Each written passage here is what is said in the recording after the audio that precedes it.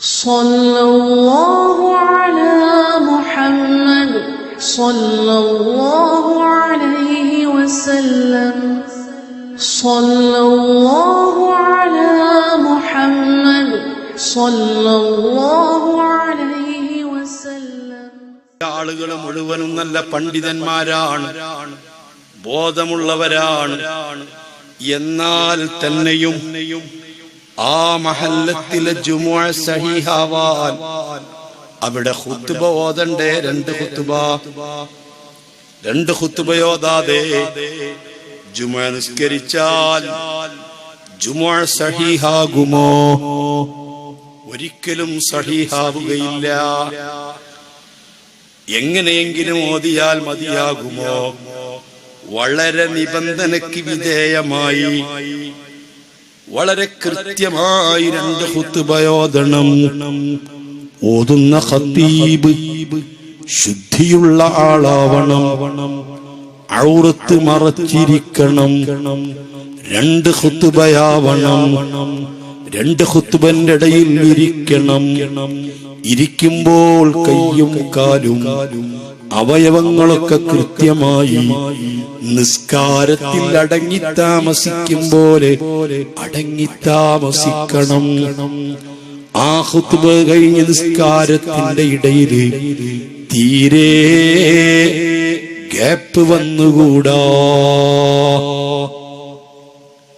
മാത്രമല്ല ആ മഹല്ലത്തിൽപ്പെട്ട 40 പ്രായപൂർത്തിയെത്തിയ പുരുഷന്മാർ കേൾക്കുന്ന വിധത്തിലോതണം.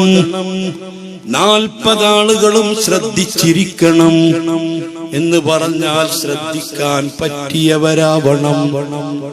ഈ 40 ആളുകളും കൃത്യമായി കേൾവിയുള്ളവരാവണം. 40 ആളുകളിൽ ഒരാൾക്കെങ്കിലും കേൾവി ശക്തിയില്ല. ആ നാട്ടിലെ ജുമുഅ സഹീഹല്ല. അവര് ദുഹർ നിസ്കരിക്കണം. ഈ 40 ആളുകള് നിസ്കാരവും ഖുത്ബയും അതിന്റെ ശർത്ത് ഫർളുകളൊക്കെ അറിയുന്നവരാവണം.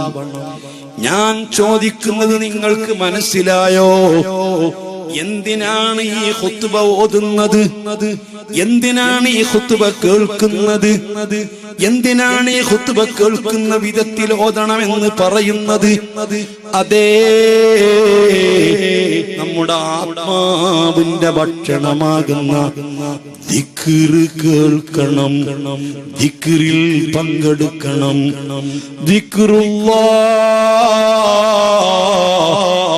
യാ അയ്യുഹല്ലദീന ആമനൂ ഇദാ നൂദിയ ലിസ്സലാത്തി മിൻ യൗമിൽ ജുമുഅത്തി ഫസ്ഔ ഇലാ ദിക്രില്ലാഹ്.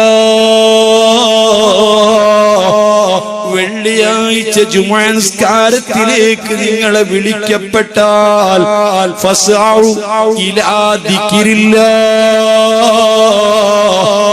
അല്ലാഹുവിന്റെ ദിക്റിലേക്ക് നിങ്ങൾ പോകണേ. ദിക്റുള്ള കൊണ്ട് ഉദ്ദേശിക്കുന്നത് ഖുത്ബയാ. ഖുർആനിൽ അതിന് പറഞ്ഞത് ദിക്റുല്ലാഹ്, ഹദീസിൽ അതിന് പറഞ്ഞത് ദിക്റുല്ലാഹ്.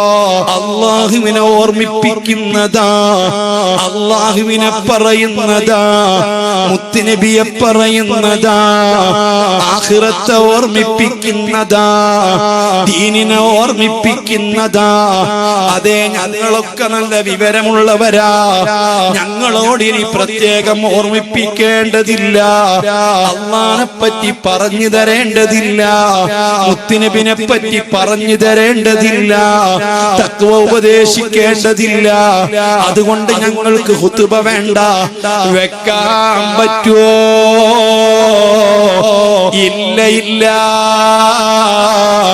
ഇതുകൊണ്ടാണ് സർവ മഹല്ലുകളിലും പ്രായപൂർത്തിയെത്തിയ പുരുഷന്മാരുടെ ആത്മാവ് ജീവിക്കാൻ, ആത്മാവ് വളരാൻ, ആത്മാവ് പുഷ്ടിപ്പെടാൻ അല്ലാഹുവിന്റെ ദിക്റിന്റെ മജ്‌ലിസിൽ പങ്കെടുക്കണേ.